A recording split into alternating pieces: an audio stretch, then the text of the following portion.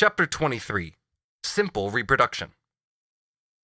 Whatever the social form of the production process, it has to be continuous. It must periodically repeat the same phases. A society can no more cease to produce than it can cease to consume. When viewed, therefore, as a connected whole, and in the constant flux of its incessant renewal, every social process of production is at the same time a process of reproduction.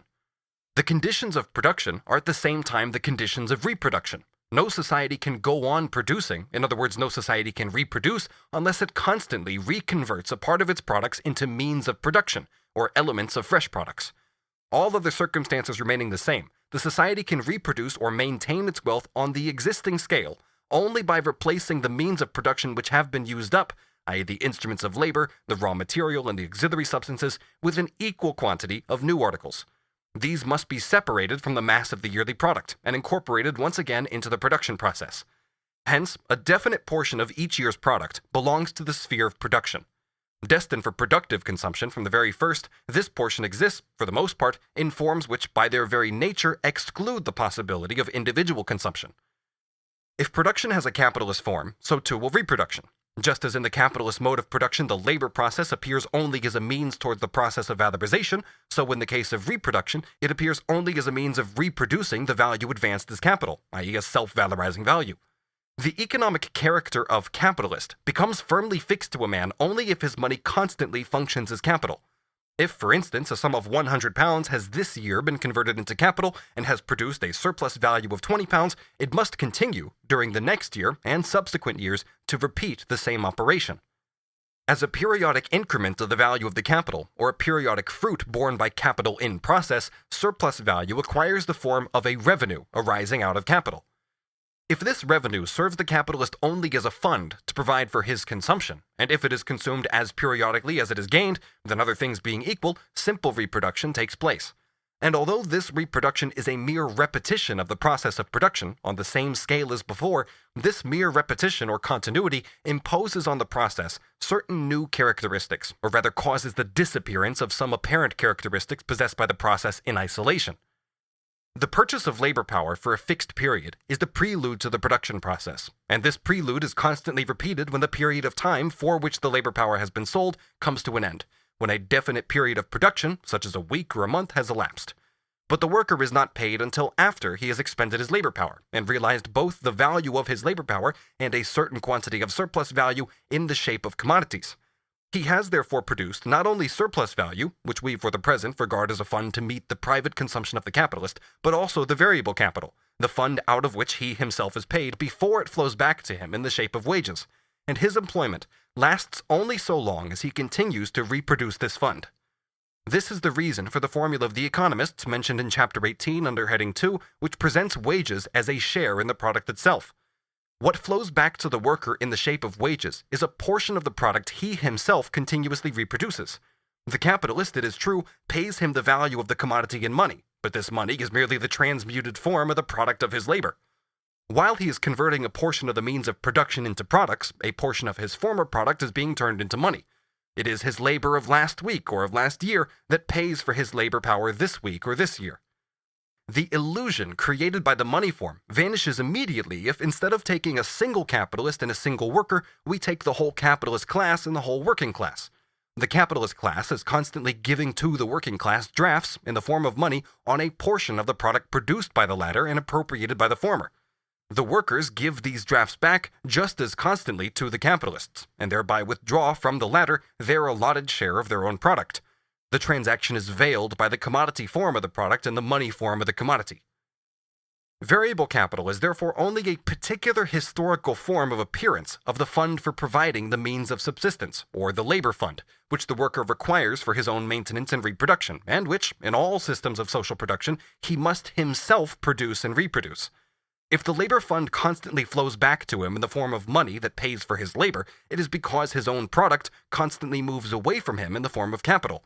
But this form of appearance of the labor fund makes no difference to the fact that it is the worker's own objectified labor which is advanced to him by the capitalist. Let us take a peasant liable to do compulsory labor services. He works on his own land with his own means of production for, say, 3 days a week. The other 3 days are devoted to forced labor on the lord's domain. He constantly reproduces his own labor fund, which never, in his case, takes the form of a money payment for his labor, advanced by another person. But in return, his unpaid and forced labor for the Lord never acquires the character of voluntary and paid labor. If, one fine morning, the landowner appropriates to himself the plot of land, the cattle, the seed, in short, the means of production of the peasant, the latter will thenceforth be obliged to sell his labor power to the former. He will, other things being equal, labor 6 days a week as before, 3 for himself and 3 for his former lord, who thenceforth becomes a wage-paying capitalist. As before, he will use up the means of production as means of production and transfer their value to the product.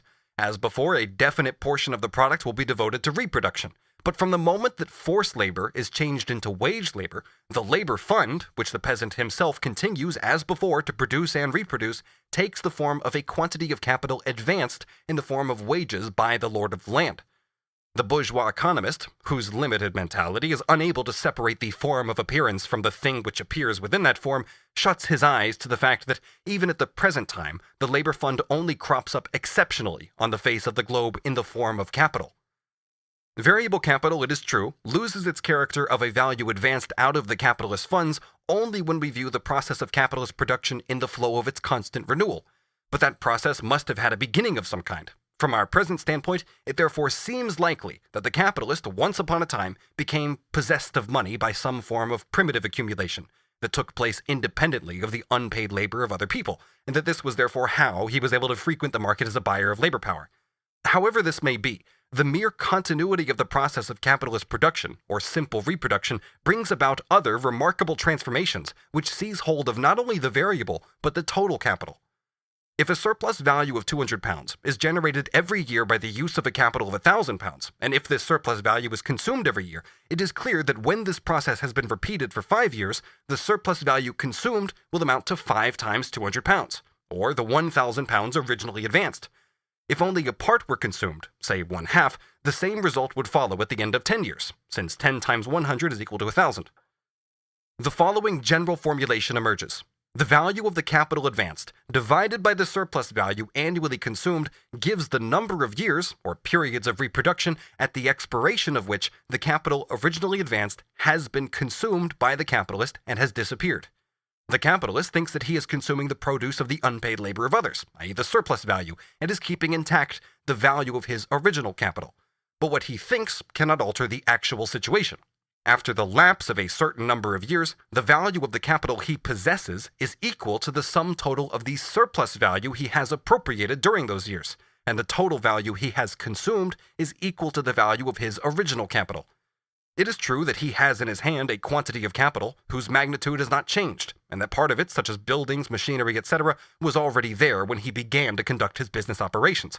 But we are not concerned here with the material components of the capital. We are concerned with its value. When a person consumes the whole of his property by taking upon himself debts equal to the value of that property, it is clear that his property represents nothing but the sum total of his debts. And so it is with the capitalist. When he has consumed the equivalent of his original capital, the value of his present capital represents nothing but the total amount of surplus value appropriated by him without payment. Not a single atom of the value of his old capital continues to exist. Therefore, entirely leaving aside all accumulation, the mere continuity of the production process, in other words, simple reproduction, sooner or later, and necessarily, converts all capital into accumulated capital, or capitalized surplus value. Even if that capital was, on its entry into the process of production, the personal property of the man who employs it, and was originally acquired by his own labor, it sooner or later becomes the value appropriated without an equivalent, the unpaid labor of others, materialized either in the money form or in some other way. We saw in Chapter 4 that for the transformation of money into capital, something more was required than the production and circulation of commodities. We saw that on the one hand, the possessor of value or money, on the other hand, the possessor of the value-creating substance, on the one hand, the possessor of the means of production and subsistence, on the other, the possessor of nothing but labor power, must confront each other as buyer and seller. A division between the product of labor and labor itself, between the objective conditions of labor and subjective labor power, was therefore the real foundation and the starting point of the process of capitalist production. But what at first was merely a starting point becomes, by means of nothing but the continuity of the process, by simple reproduction, the characteristic result of capitalist production, a result which is constantly renewed and perpetuated. On the one hand, the production process incessantly converts material wealth into capital, into the capitalist's means of enjoyment and his means of valorization. On the other hand, the worker always leaves the process in the same state as he entered it, a personal source of wealth, but deprived of any means of making that wealth a reality for himself. Since before he enters into the process, his own labor has already been alienated from him, appropriated by the capitalist and incorporated with capital, it now, in the course of the process, constantly objectifies itself so that it becomes a product alien to him. Since the process of production is also the process of the consumption of labor power by the capitalist, the worker's product is not only constantly converted into commodities but also into capital, i.e. into value that sucks up the worker's value-creating power, means of subsistence that actually purchase human beings, and means of production that employ the people who are doing the producing. Therefore, the worker himself constantly produces objective wealth in the form of capital, an alien power that dominates and exploits him. The capitalist just as constantly produces labor power in the form of a subjective source of wealth which is abstract, exists merely in the physical body of the worker, and is separated from its own means of objectification and realization. In short, the capitalist produces the worker as a wage laborer. This incessant reproduction, this perpetuation of the worker, is the absolutely necessary condition for capitalist production. The worker's consumption fund is of two kinds. While producing, he consumes the means of production with his labor and converts them into products with a higher value than that of the capital advanced. This is his productive consumption. It is at the same time consumption of his labor power by the capitalist who has bought it. On the other hand, the worker uses the money paid to him for his labor power to buy the means of subsistence. This is his individual consumption. The worker's productive consumption and his individual consumption are therefore totally distinct. In the former, he acts as the motive power of capital and belongs to the capitalist. In the latter, he belongs to himself and performs his necessary vital functions outside the production process. The result of the first kind of consumption is that the capitalist continues to live. Of the second, that the worker himself continues to live. When dealing with the working day, we saw that the worker is often compelled to make his individual consumption into a merely incidental part of the production process. In such a case, he provides himself with means of subsistence in order to keep his labor power in motion, just as coal and water are supplied to the steam engine and oil to the wheel. His means of consumption are then merely the means of consumption of a means of production. His individual consumption is directly productive consumption. This, however, appears to be an abuse rather than an essential attribute of the capitalist process of production.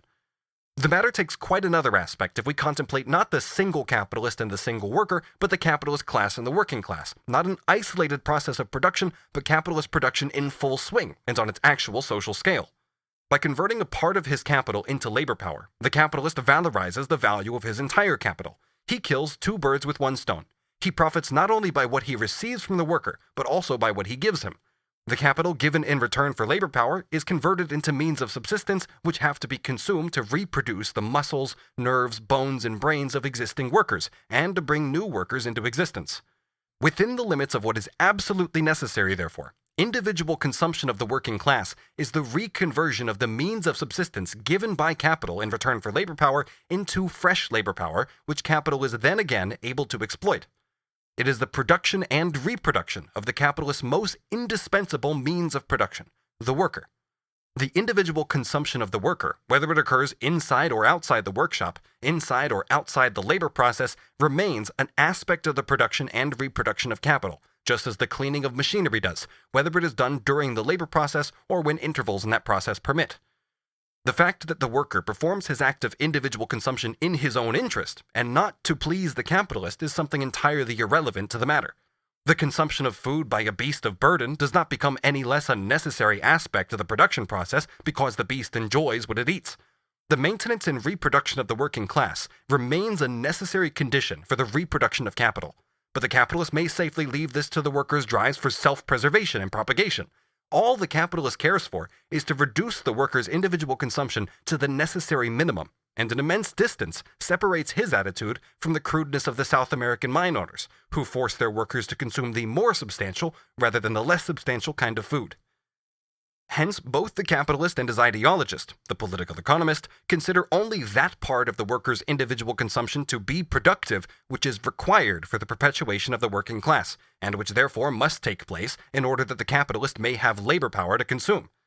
What the worker consumes over and above that minimum for his own pleasure is seen as unproductive consumption.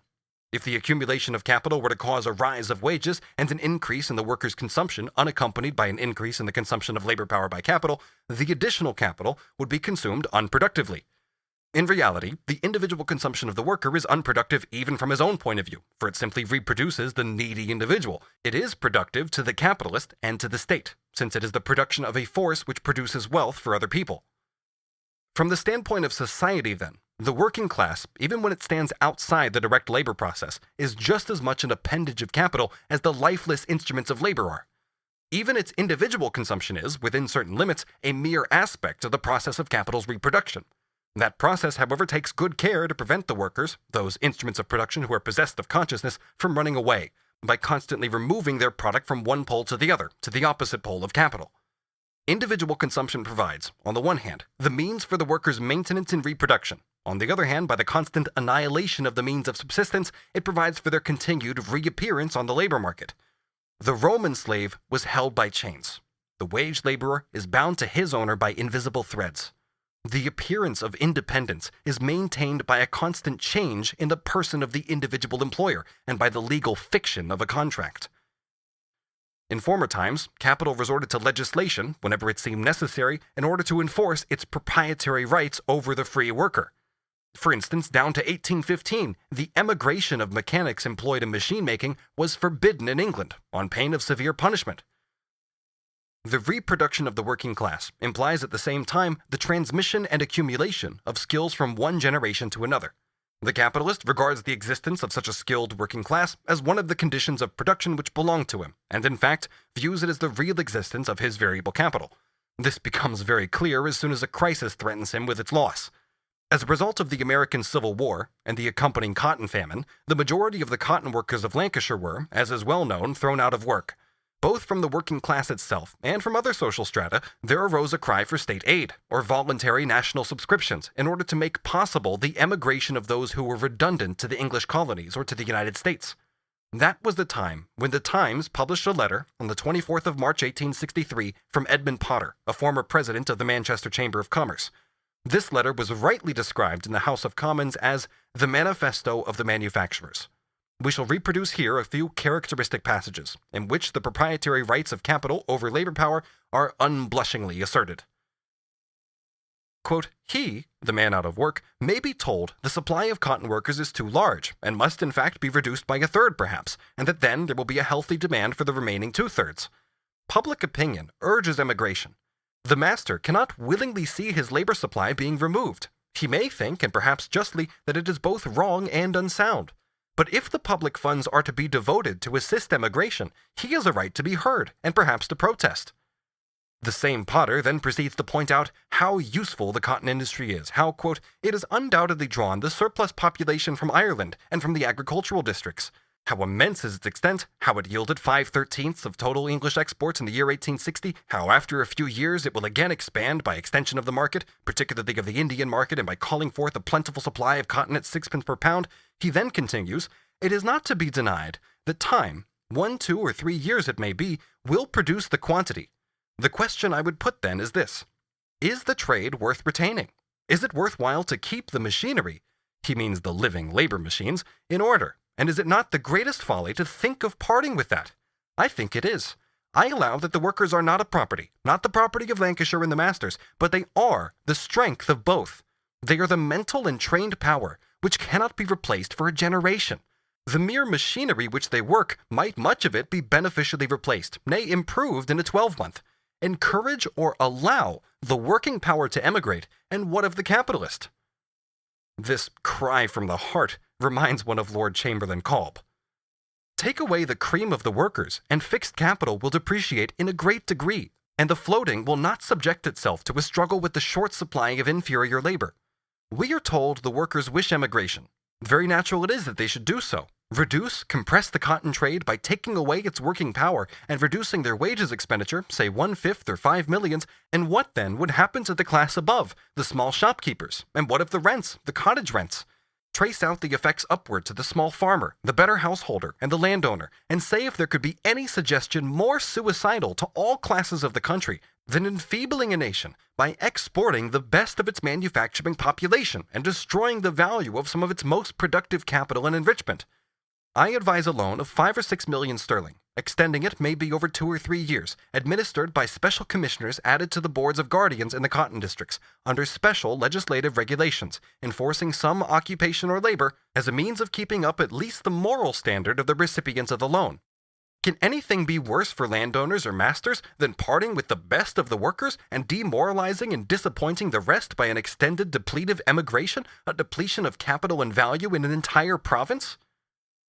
Potter, the chosen mouthpiece of the cotton manufacturers, distinguishes between two sorts of machinery. Both belong to the capitalist, but one stands in his factory while the other is housed in cottages outside the factory at night time and on Sundays. The one is inanimate, the other living. The inanimate machine not only wears out and loses value from day to day, but also much of it becomes out of date so quickly, owing to the constant technical progress, that it can be replaced with advantage by new machinery after a few months. With the living machinery, the reverse is true. It gets better the longer it lasts, and in proportion as the skill handed down from one generation to another accumulates. Here is the answer given by the Times to the cotton magnate. Quote, Mr. Edmund Potter is so impressed with the exceptional and supreme importance of the cotton masters that, in order to preserve this class and perpetuate their profession, he would keep 500,000 of the laboring class confined in a great moral workhouse against their will. Is the trade worth retaining? Asked Mr. Potter. Certainly, by all honest means it is, we answer. Is it worthwhile keeping the machinery in order? Again asks Mr. Potter. Here we hesitate. By the machinery, Mr. Potter means the human machinery, for he goes on to protest that he does not mean to use them as an absolute property. We must confess that we do not think it worthwhile or even possible to keep the human machinery in order, that is, to shut it up and keep it oiled until it is wanted. Human machinery will rust under inaction, oil and rub it as you may. Moreover, the human machinery will, as we have just seen, get the steam up of its own accord and burst or run amok in our great towns. It might, as Mr. Potter says, require some time to reproduce the workers, but having machinists and capitalists at hand, we could always find thrifty, hard, industrious men wherewith to improvise more master manufacturers than we could ever want. Mr. Potter talks of the trade reviving in 1, 2, or 3 years, and he asks us not to encourage or allow the working power to emigrate. He says that it is very natural the workers should wish to emigrate, but he thinks that in spite of their desire, the nation ought to keep this 500,000 of workers, with their 700,000 dependents, shut up in the cotton districts, and as a necessary consequence, he must of course think that the nation ought to keep down their discontent by force, and sustain them by alms. And upon the chance that the cotton masters may someday want them. The time has come when the great public opinion of these islands must operate to save this working power from those who would deal with it as they would deal with iron and coal and cotton. This article was only a jeu d'esprit. The great public opinion was in fact of Mr. Potter's own opinion. It too thought that the factory workers were movable accessories to the factories. Their emigration was prevented. They were locked up in that moral workhouse, the cotton districts, and they form, as before, the strength of the cotton manufacturers of Lancashire. Capitalist production therefore reproduces, in the course of its own process, the separation between labor power and the conditions of labor. It thereby reproduces and perpetuates the conditions under which the worker is exploited. It incessantly forces him to sell his labor power in order to live, and enables the capitalist to purchase labor power in order that he may enrich himself. It is no longer a mere accident that capitalist and worker confront each other in the market as buyer and seller. It is the alternating rhythm of the process itself which throws the worker back onto the market again and again as a seller of his labor power and continually transforms his own product into a means by which another man can purchase him. In reality, the worker belongs to capital before he has sold himself to the capitalist. His economic bondage is at once mediated through and concealed by the periodic renewals of the act by which he sells himself, his change of masters, and the oscillations in the market price of his labor. The capitalist process of production, therefore, seen as a total connected process, i.e. a process of reproduction, produces not only commodities, not only surplus value, it also produces and reproduces the capital relation itself. On the one hand, the capitalist, on the other, the wage laborer.